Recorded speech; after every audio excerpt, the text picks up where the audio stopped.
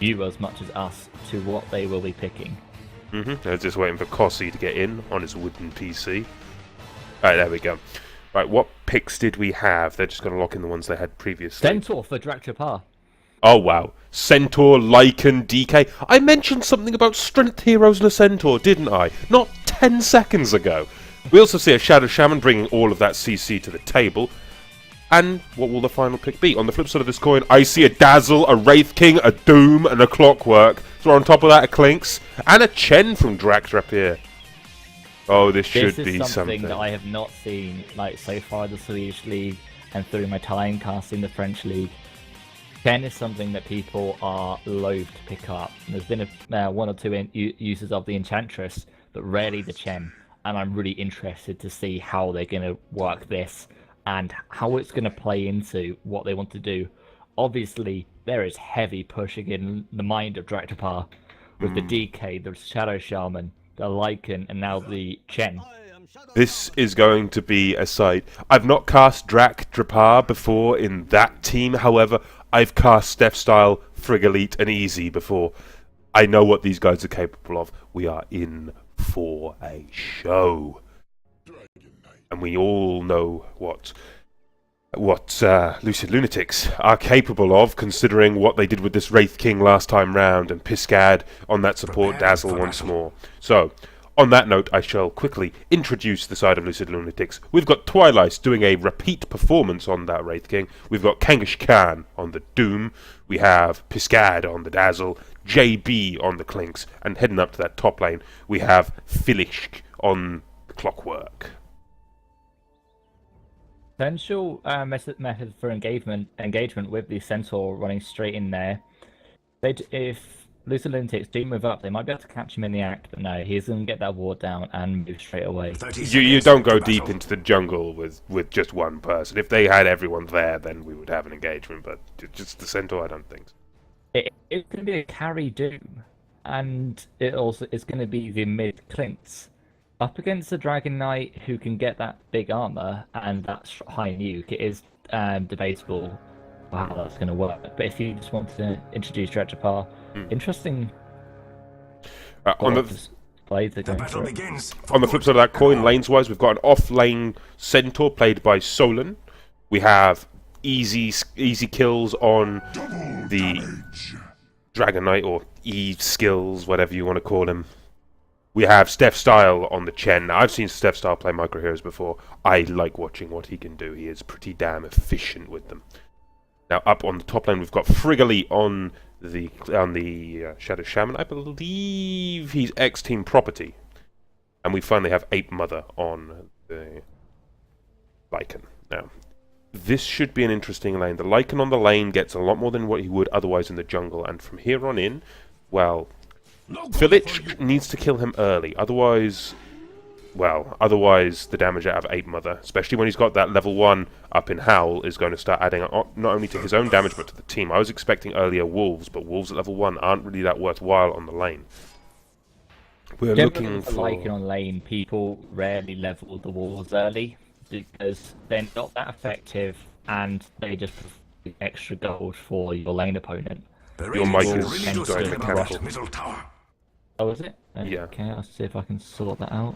It seems better now. Whatever it was seems to have passed. Okay. Well, obviously you've got the walls. The walls don't really provide that all too much, whereas the Howl and the Feral Impulse are more effective on the lane.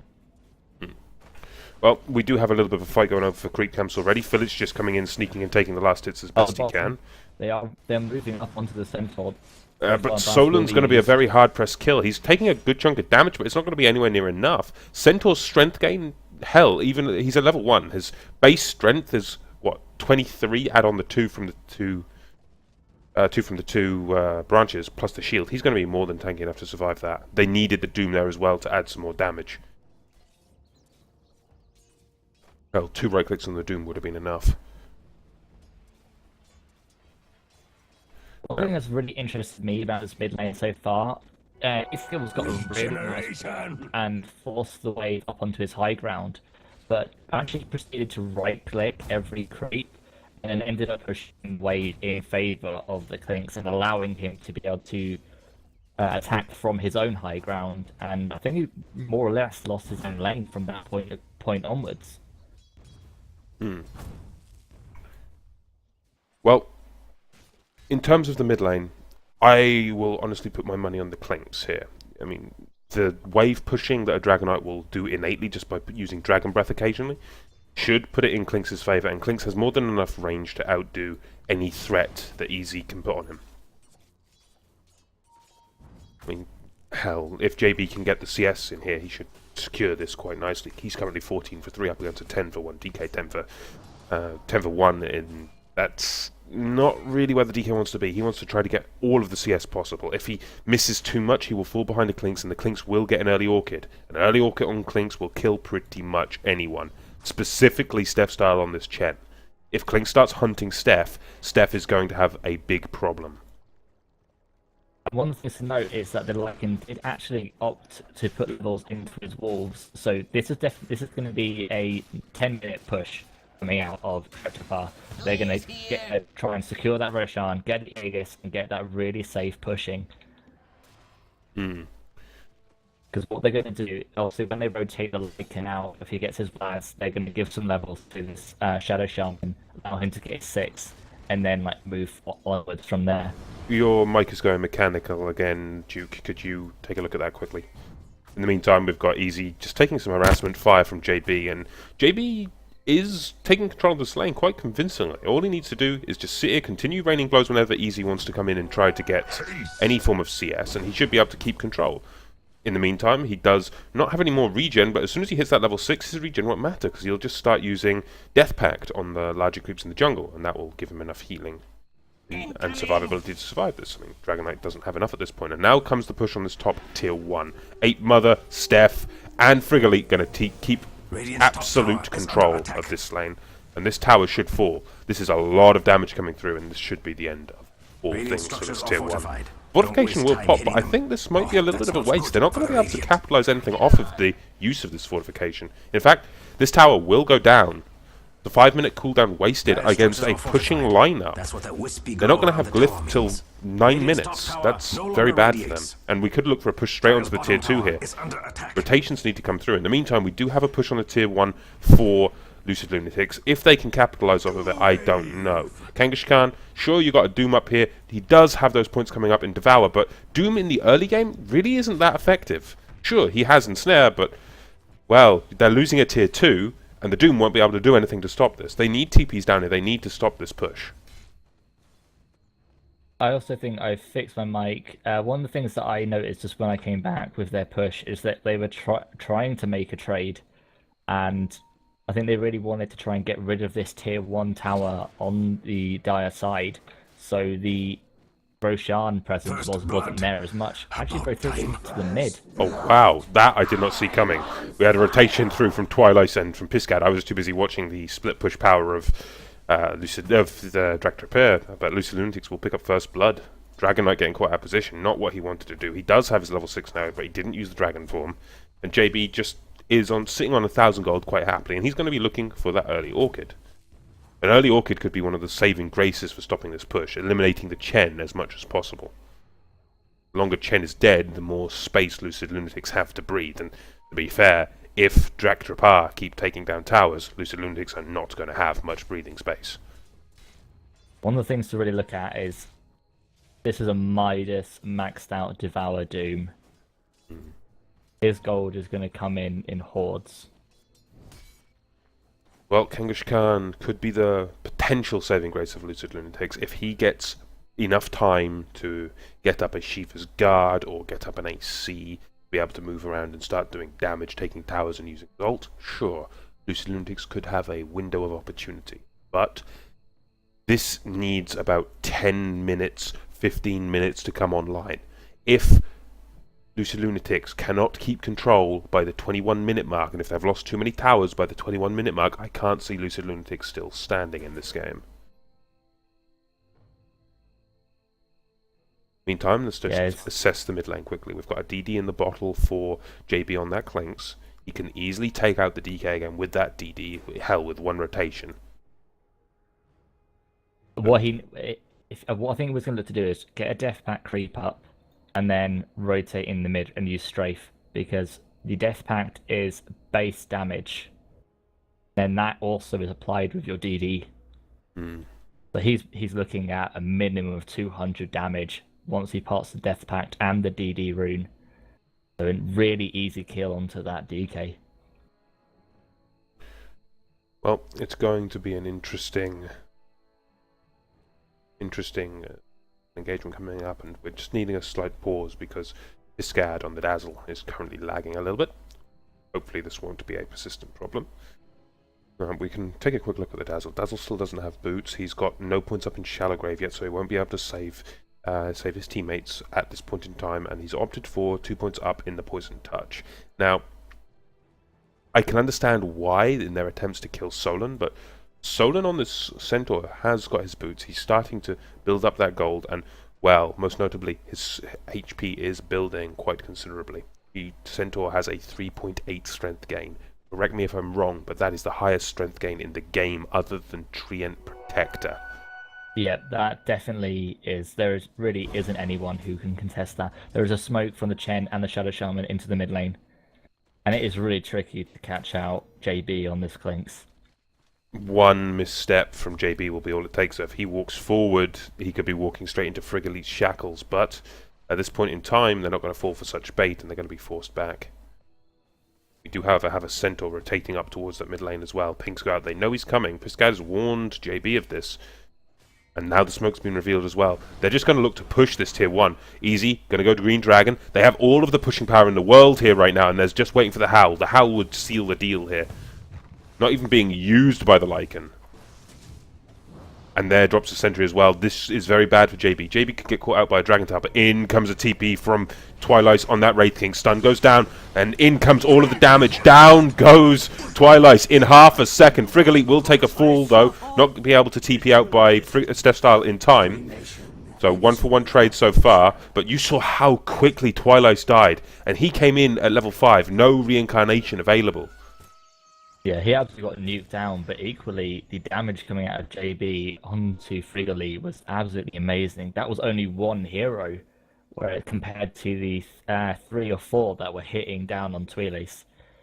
Well, Death Pact up at the minute, he's got 132 damage, and he had a DD activated. Yeah, these Clinks is not something to be, not to be shaken or aware of. Not to be trifled with. Words. I'm making up my own phrases today. Been one of those days, has it? Oh, it's really been one of those days. Make up all the words you want, you're British, it works. Fair enough, we'll put that to the test at some point, but in the meantime, Solon continuing to come back down and try to get the levels up he can. He's not actually got that much experience compared to what I thought he would have at the 9-minute mark. Clockwork is 6 compared to the 4, now 5 at Centaur, and that's a massive difference based on their capabilities. Clockwork is able to get off these hookshot ganks before the Centaur can hit his 6. The Centaur will have an even harder time trying to make a presence with that Stampede.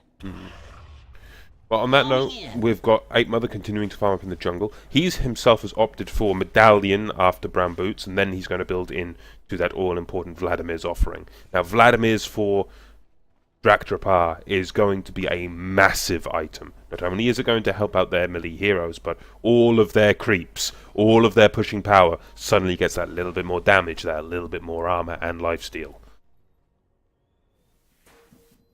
But now the pings go out on this mid tier 1. It's at deny range, so it's gone. There's no way for Drakdräpare to recover that lost gold. But at this point in, with 8 Mother looking to finish up that Vladimir's, which he's just got, the question of Roshan comes to mind. Yeah, Lucid Lunatics really need to get some sort of presence around there now. Get up some observers, get up some sentries, and make it so they're able to move into there. The Resurrection is now up for the Wraith King, and boy, he has got a beautiful set on. It's a Skeleton King. Do you want to remember what happens with, we call it Wraith King being from the UK, yeah? Yeah, there is a certain crucifixion process that is taking hold. But yeah, but Twilight's going to get engaged on. In comes the Dragon Tail, the stun as well from Solon. The Reincarnation Force already, that's 300-second cooldown, but in comes the Doom. Doom dropped onto... Who got the Doom? Easy, but it doesn't really matter. The Shallow Grave is going to keep Twilight alive for a few more seconds. The heal is there. Can he survive? One more Wraithfire Blast. JB will clean up one. He's on a bit of a spree now looking for Easy, but Frigolite is there, locking down Kangaskhan. Stun comes through, going to obliterate Philish. That would be a 2-for-1 trade, only losing the Chen. And at this point in Tier 1 will fall. Mass Serpent Wards is there as well. Just the push, the power coming through from Drakdräpare. This is going to be immense. I'd expect to see almost all the towers down by that 20-minute mark, but now Kangaskhan looking to come back in. Easy does get stunned up by the Wraithfire, but he just melts under the sheer power of... Got to remember, this is a level 3 up on Ether Shock. He's opted for more blast instead of more CC. And all importantly, we now have a Blink Dagger for our favourite Centaur War Runner. And this is a shock difference from what we saw about 3 minutes ago, where we were looking at a level 4 Centaur with absolutely nothing. Now sitting at halfway to 8 with a Blink Dagger. And it is Roshan time. Big Man will go down at the 12-minute mark at this rate, and I don't think that Lucid Lunatics can contest this. We do have rotation up from Twilight and JB, but surely not there going to the pit. There is very little to anything they can do. Brilliant warding coming out of Drakdräpare, and it really reminds you of the way that Na'Vi like to ward. They don't ward just periodically and try and save certain spots. When they go for an objective, they will ward everything around that. Well, we did see the attempt with the Stampede and the Blink, but Solon just coming up short, almost catching himself a Dazzle, but unfortunately not so. Mechanism will be coming up shortly for the Chen, and this is going to become even harder for Lucid Lunatics to try and push in, or try and defend against this push. Add that to Frigolite's new pickup. He just got himself an urn being delivered out to him now. They're going to have a lot of healing power to back up their push as well. So it's not only a strong push, it's a good, sustained strong push. As Solon tries to jump in, doesn't manage to catch anyone. He cancels his stomp when he realizes it would miss. And now this is going to be a Tier 2 falling in favour of Drakdräpare. This will be the 4th tower of the game at 13 minutes. Is denied by the Clinks. That's 2 denies. About 2k gold lost. And Village will just get shackled out. Sorry, 1k gold lost. What am I on? But it's a short duration shackle. Only level 1. But Mechanism is now present on the board as well. We'll be looking at the BKB up for E-Skills very shortly as well. Does have the Ogre Club and 1700 gold. What I wonder, we see all of these mass team fights. Let's help out our team with Aura build. We've got Vlads, we've got Mech, we've got Urn, to an extent I suppose that counts. Where is the drum? I was honestly expecting a drum pickup from EZ on this one. But we are seeing the Clinks chasing after the Chen. I think Drakdräpare know that it is very likely that he's going to be coming for snipes right now.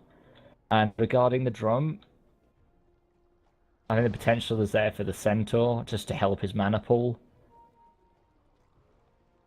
JB lurking, but in comes the long-range hookshot. Village will catch Frigolite, and Doom goes on Solon as well. Perfect timing there, but JB will just melt people down with right-click after right-click, and Kangaskhan hits pretty damn hard as well. Steph Star will take a fall. Perfect initiation coming out of Lucid Lunatics. That's a 3-for-0 trade and a buyback. One of the brilliant Doom coming onto the Centaur. There was no Stampede in that fight. That would have made the world of difference. The Chen would have been able to use that haste to get away. JB getting caught. Yeah, but he's in stealth during that shackle. It's not going to be a problem. Easy now going to get some good damage thrown at him. Frigolite getting chased down as well. Turn around, Kangaskhan locked out. This Mass Serpent was just doing ridiculous amounts of damage. In comes the Hand of God, keeping alive Frigolite at the lowest of HP. And in comes Solon. He wants that stomp. Big double edge. And that's going to wipe out everyone. Village on low health. Twilight will come back with a reincarnate, but it does not matter. He is surely down. Where's the Dragon Tail? Note there's a Hex. That's the end of Twilight. The double kill for 8 Mother, and now should come the push on the Tier 2 top lane. Massive overextension from Lucid Lunatics. They took a brilliant fight, and then they just tried to push it too far. They fought into the Serpent wards. the Chen was able to just respawn this naturally and use the Hand of God, save the Shadow Shaman, and now they're losing a tier 2. But what I will note is when Lucid Lunatics do not have their cooldowns up, Drakdräpare can just come in and cause so much havoc. The main thing the Centaur is bringing to the table is that blink stun. The Stampede is a bonus, in my mind. The purpose of this hero is to be a big tanky upfront nuker. Double edge, horrific AoE damage if he catches multiple people, and the Stomp. Throw that onto the mix, to all of that CC, all of that nuke, and all of that push. Solon is just there for being a mobile high HP stun. We've got the BKB up now for the DK, so he's going to be even harder to bring down. Though the Clinks, one of the changes to Clinks that happened recently was the change to his searing arrows actually went through Magic Community, which really buffed him up. By the gods, the Dire's bottom tower doesn't Also the even change have that you can use a Skadi and also get the extra damage from searing arrows. So I would really like to see a Skadi actually come out of JB here, if they can get there, because the push coming out of Drakdräpare is absolutely brutal. Well, it's going to be coming down that mid lane now, and I don't think that Lucid Lunatics can stop this. They only have Doom available. They've got a hook shot. Now they're starting to get some other cooldowns up, but they don't have their reincarnate for 150 seconds. That's a pretty severe cooldown to be lacking.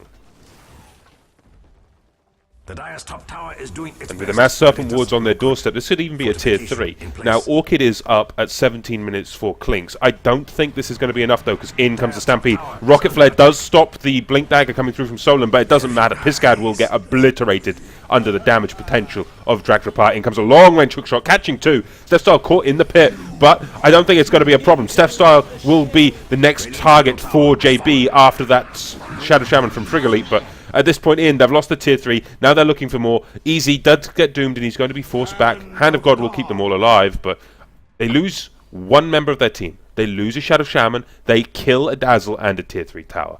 Such a heavy advantage in favour of Drakdräpare at this point in time. One of the things that really shocked me is that Lucid Lunatics were even able to defend there. They actually showed that the potential is for the comeback right now. Doom is getting closer to his BKB, and with the Midas and the Devour, he's actually going to get there very quickly. The Orchid is now up for the Clinks. He's going to rotate and try and assassinate. He could potentially find a Lycan if he keeps up.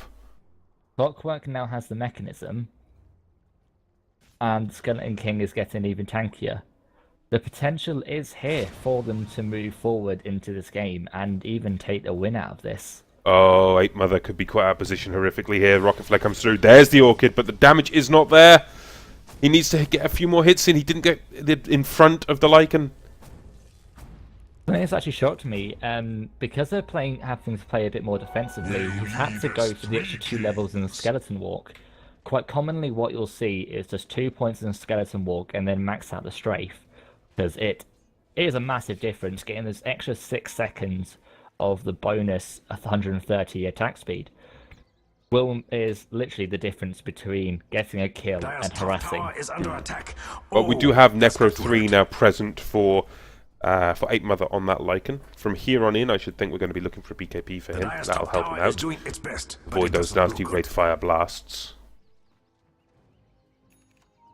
Other options coming out of him would be a Deso or an AC looking just to push down towers. AC is actually quite a good idea, thinking about it. As in comes the initiation. Steph's going to get jumped on, and if he goes down, that's going to be no Hand of God. He did get orchided, but Kangaskhan, Doom, there is no Doom present. He had to buy back. JB now getting caught out of position, taking all of the focus fire from Lucid Lunatics, and there's the double edge to finish it off. Now they're looking for Twilights once again. Kangaskhan is back in the fight, and in comes the 3-man stomp from Solon. What the hell? As well as a ward trap going to take down Kangaskhan again. Twilight reincarnates and back to the grave with you, sir. Now there is a Clinks here, but JB, that was a buyback from him. He's going to be forced to run away.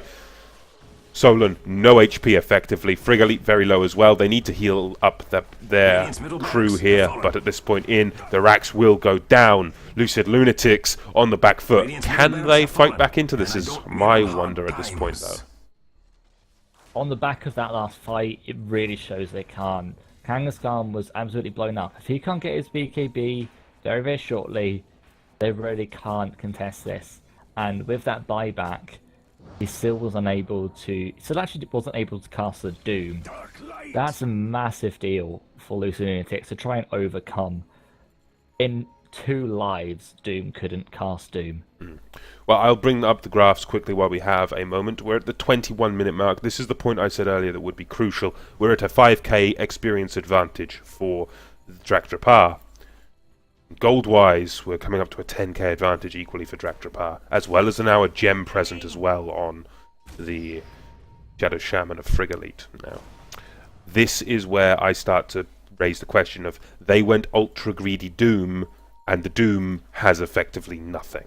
Now they're going to go for the Roshan. Now it's respawned, but the pit fight is all too much a possibility here. 8 Mother gonna get doomed. No escape for him this time, but in comes the Stampede. In comes everyone. Solon is there on the back foot, gonna take down Piscad. Now looking for more. 8 Mother will die in the pit by the looks of things, but JB will be the next target of choice as Filich does catch a 2-man cogs on EZ and Frigalite. Now comes the turnaround. Frigalite stunned out. Frigalite should go down, but no, there's the Ghost Sept going to keep him alive for a few more seconds, and EC does get himself a nice triple kill. Beautiful micro commit out of Chen there. If you didn't notice it, he used the troll to actually just lock down the Clinx's escape through the net, keeping that vision on him, and actually managed to use the Wild King to slow up the, I think it was the Clockwork as he was trying to move in. Really impressive micro coming out of left side. Well, that's the second Aegis going the way of Drakdräpare, this time going on to the back of the Centaur. Now, this is going to be pretty damn big for Drakdräpare. They took 3 members of Lucid Lunatics down plus Roshan. Now, it should be a case of, we want another tier 3 in Rax setter. And it seems we're going to be seeing a push on the bottom lane. At no point in this game have they lost momentum. And even with the gem now present on Steph's style, there is no hiding for JB. If JB comes forward into this, he's just going to get obliterated. He's going to be fighting this fight unless he can get the Death Pact on one of the Chen creeps. He's going to be fighting it without the Death Pact. And unless you're a 6-slotted Clinx, that is nothing you want to do. Yeah, he will get the Wild King, and that will give them what they needed for this fight. Here comes a Stampede from Solon, but in comes a hook shot to counter from Filich. Filich should get obliterated here, but on the back foot of this, that's another 3-man stomp coming out of Solon. JB going to go down. Now looking for Twilight. Does Twilight have reincarnation? No, he does not. He's going to be forced off away. And so they turn around, focus on the racks. They take down these racks. It does not matter who survives. It's going to be a 2 racks nothing victory. GG well played, called by JB as Piscad goes down once more on that dazzle. What a show of power from Drakdräpare. Victory. I was saying at the beginning, they couldn't underestimate the Centaur. They didn't. They took it and they dominated with that hero. Solon, after he got his blink die, got some brilliant blink stuns. Multiple 3-man stomps is what I love to see, and we got 3 of them that game. But Lucid Lunatics, from going from a very strong showing previously to taking a pretty severe loss at the hand of Drakdräpare in this game, shows that nowhere in this league is stable. Everyone has a opportunity. And now Twilight, I'm going to say that Twilight in this game, he could have had a much, much bigger impact, but he just couldn't get the breathing space. I mean, a 064 Wraith King, Skeleton King, sorry, I'm dead. I'm so dead. A 064 Skeleton King isn't going to be a nice thing, no matter what. No, and one of the things that really has to look in for this is that there were clearly, we didn't see the entire draft, so we didn't see how it played out, but this was quite obviously a push strat coming out of Drakdräpare. Where is the D push coming out of Lucid Lunatics? I expect it would have been a DK, Shadow Shaman and Centaur for the first 3, because that doesn't immediately tip the hat to, oh, we're going push. Since DK is a common mid pickup in a non-pushing role. Shadow Shaman is control. Very rarely you do see the DK unless it's in a very favourable matchup to not be in a pushing role, because he obviously as a melee hero he does have a lot of weaknesses until he can get those high levels up. So up against strong mid heroes like Puck, Queen of Pain, things that we have seen like the Storm Spirit, which we did see out of JB in the previous game.